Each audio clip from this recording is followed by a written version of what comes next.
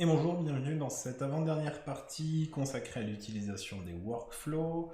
On a vu du coup comment mettre à jour un statut. On a également utilisé des pages dynamiques par rapport à ce statut-là. Nous avons vu comment modifier, enregistrer, supprimer les données de notre base de données, nos éléments de notre base de données. Là, nous allons nous consacrer un petit peu aux conditions et conditionnels, c'est-à-dire que si un élément est vide, alors il ne s'affiche pas. Si mon utilisateur existe déjà, alors on ne va pas le recréer. Voilà, ce genre de choses-là, on est parti, à tout de suite.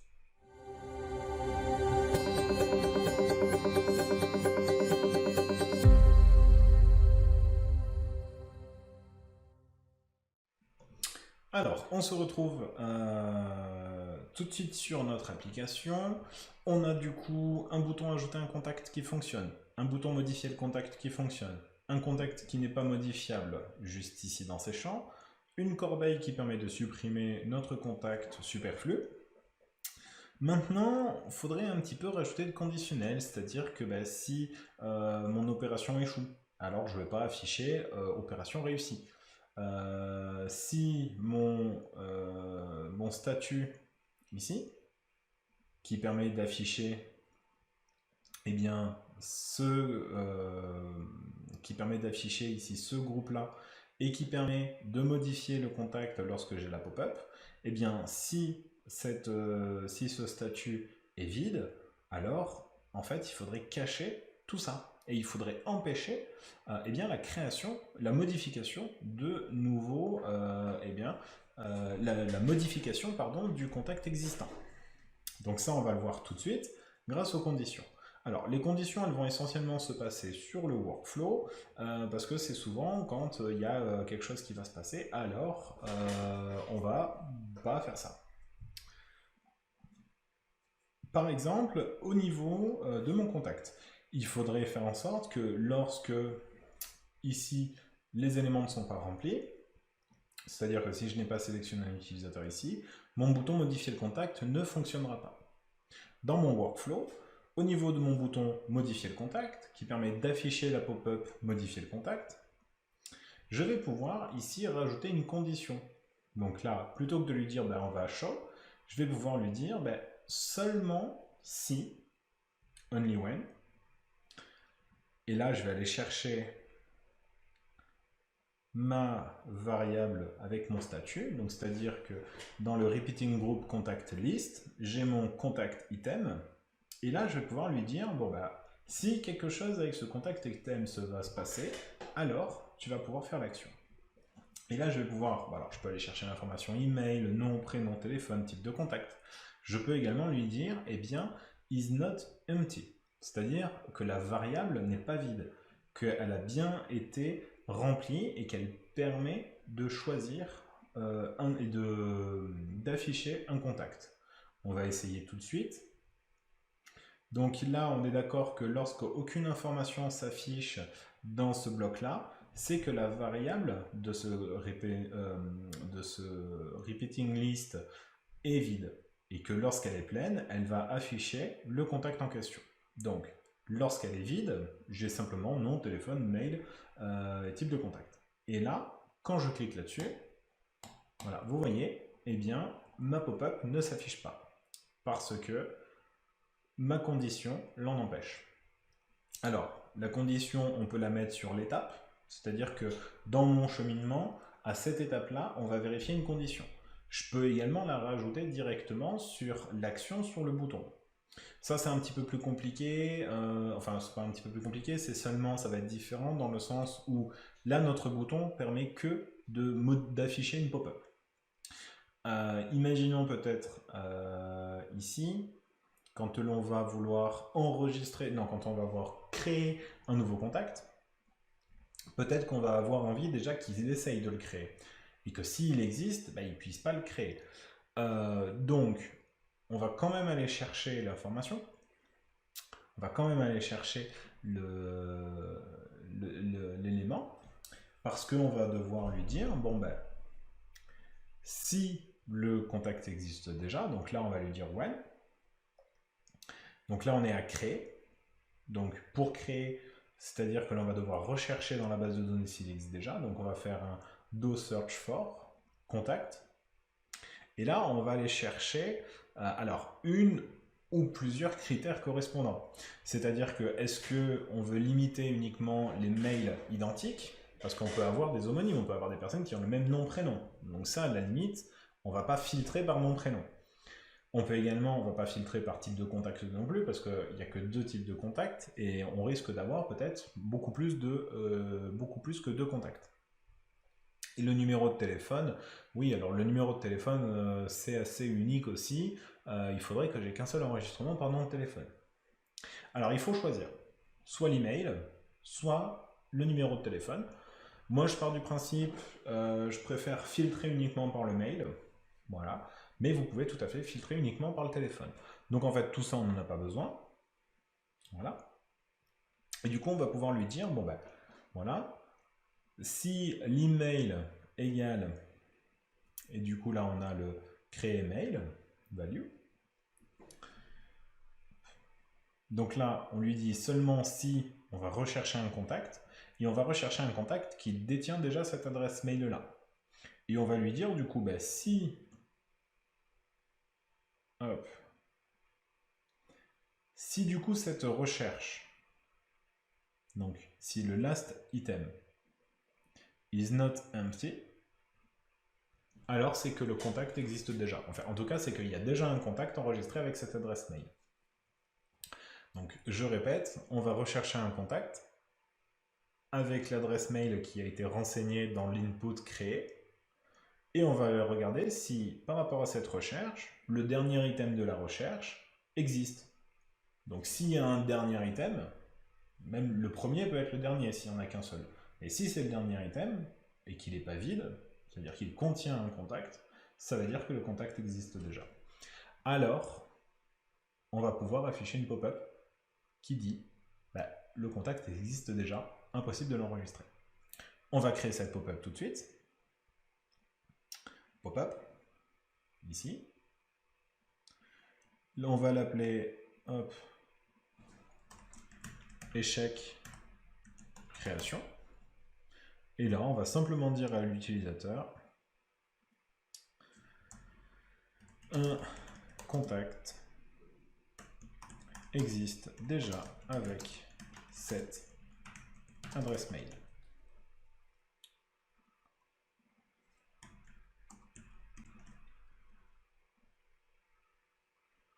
Voilà, alors après on peut le mettre en plus gros, on peut jouer un petit peu plus avec ça. Là, c'est simplement pour la démonstration. Et du coup, forcément, l'outil, lui, en fait, comme il y a plusieurs étapes, bah lui, il est un peu bête et discipliné, c'est-à-dire qu'il va faire l'étape 1. L'étape 1, on lui a dit non, non, non, l'étape 1, tu l'as fait que si ça, c'est vide. Ok, bon. Alors, je vais faire l'étape 2. L'étape 2, il ferme la pop-up et il affiche l'opération réussie. Ah, c'est bête, parce que du coup, l'opération réussie, c'est uniquement s'il arrive à créer le contact. Donc, bah, on va lui mettre la même condition. Allez, on lui met donc, on copie l'expression. On va dans, hop, ici, le show floating group, past. Donc uniquement, bah forcément, si ça remplit les mêmes conditions. Alors, on n'est pas obligé de faire comme ça. On peut également lui dire au système, only when, et là, du coup, on peut lui dire résultat de l'étape 1. Et si on met juste résultat de l'étape 1,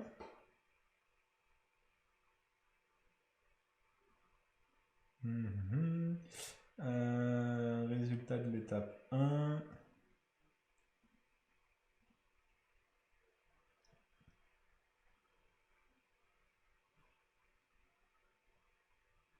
voilà, contact is not empty.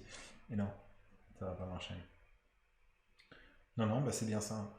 Dans ce cas-là, donc c'est bien ça, on va devoir lui mettre la même condition, c'est-à-dire qu'on va rechercher que le contact n'existe pas. Et non, parce que là, il va exister, parce qu'il vient d'être créé. Ah,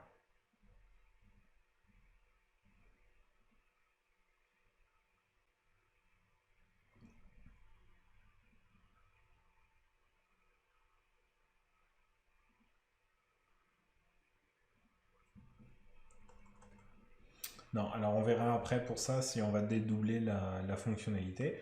Bon, simplement on va lui dire que là,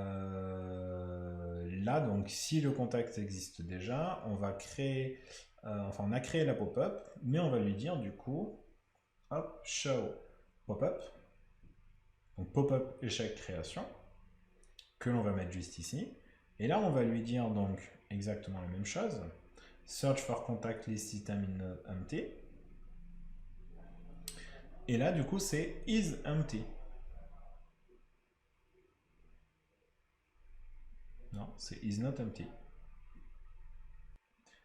Oui, pardon, c'est is not empty. Simplement, c'est les deux pour les mêmes conditions. Si c'est...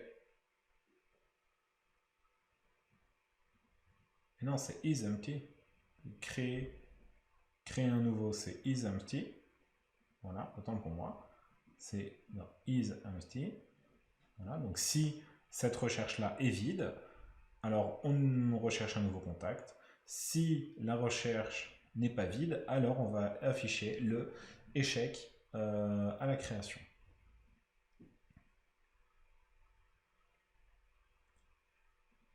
Et ça, on va le mettre avant, pour la simple et bonne raison que ça, il sera empty.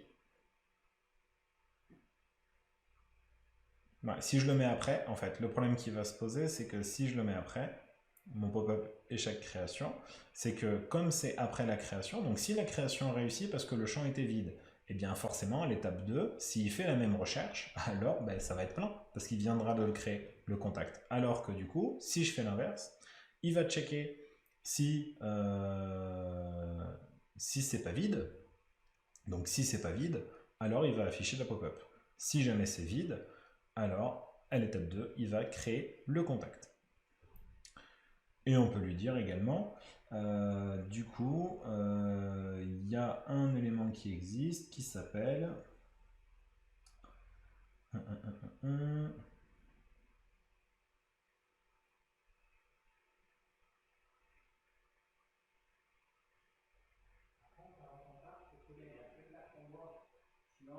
Il y a un autre élément qui voilà, terminate this workflow.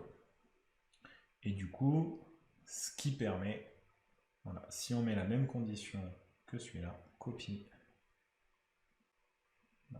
Voilà. Ce qui veut dire que en fait, ici, il va terminer le workflow ici, ce qui veut dire qu'il n'ira pas à la suite et qu'il ne va pas afficher ici les différents éléments. Voilà. Donc seulement s'il n'est pas vide, si jamais il est vide, alors il va créer le nouveau contact. Donc là, on a rajouté du conditionnel. On va tester ça tout de suite. Voilà. J'ai un contact qui s'appelle romain@académie numérique. Je vais créer un nouveau contact. Hop, qui s'appelle toujours romain@académie-numérique. Voilà. Avec, on s'en fout, le reste. Voilà, on fait créer. Et là, on a bien une pop-up. Un contact existe déjà avec cette adresse mail.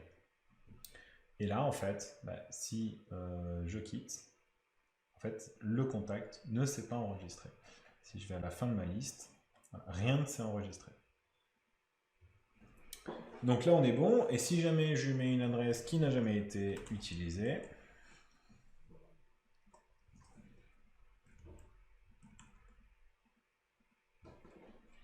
hop, c'est bon, opération réussie. Il a bien été créé en dernier ici. Voilà. Donc ma condition fonctionne pour la création du contact. Maintenant, autre type de condition, c'est que bah, du coup, ici, le problème qui va se passer, c'est que bah, on voit bien qu'on a la liste, même quand c'est vide. On voit bien qu'on a ici tout ce bloc-là sur le côté, même quand mon state est vide. Donc, un autre type de condition qui, cette fois-ci, va se mettre directement sur le groupe. Dans les conditionnels ici, on va pouvoir faire différentes options. Donc, par défaut, l'élément est visible sur la page, et dans les conditions, on va pouvoir changer ces valeurs-là. Alors, moi je vous conseille de faire plutôt l'inverse, c'est-à-dire que de base l'élément sera caché, donc invisible, et dans les conditions, quand, et là on va aller chercher notre repeating group, voilà, repeating group contact, list, list of contact non, contact item oui, et là j'ai marqué is not empty. Voilà. Si c'est pas vide, alors on va changer la propriété suivante. Ici, this element is visible, et là on peut lui dire oui, l'élément est visible. On peut changer tous les éléments de notre groupe, c'est-à-dire la data source, l'élément est cliquable, pas cliquable, etc. Et là, quand j'actualise, étant donné qu'au chargement, mon élément est vide, donc là j'ai simplement ma liste, et quand je vais cliquer sur un élément de ma liste, hop, mon bloc ici va s'afficher. Et il va s'afficher voilà, dès que je vais changer d'élément, ça ne change pas. Et dès que la page est rafraîchie, hop, mon state se vide, et mon bloc ici ne s'affiche plus. Voilà pour les conditions. Donc après on peut aller extrêmement loin, c'est-à-dire que lorsqu'une condition, quand celui-ci est égal à, là par exemple, conditionnel, donc là j'ai bien le type machin, conditionnel, when, et du coup là je peux aller chercher le parent group, type de contact, display is, alors là c'est pas is, c'est contain. Non, c'est pas contain, c'est is. Si à la place de is de contact, je fais is. Voilà. Is particulier. Voilà, donc si le type de contact est particulier, alors le texte, la couleur du texte par exemple, font color, et là je peux les mettre en bleu par exemple. Et par contre, donc là je peux copier la condition, la coller juste en dessous. Si c'est égal à professionnel, alors ça va plus être bleu, ça va être, hop, et pourquoi pas, un petit peu de violet. Et là, grâce à cette condition-là, voilà, ça viendra changer ici la couleur d'affichage de mon B2C, B2B. Donc c'est plutôt pratique si on veut différencier les éléments, ça peut également fonctionner pour les statuts, ça peut fonctionner pour tout un tas de choses. On peut mettre du coup du conditionnel.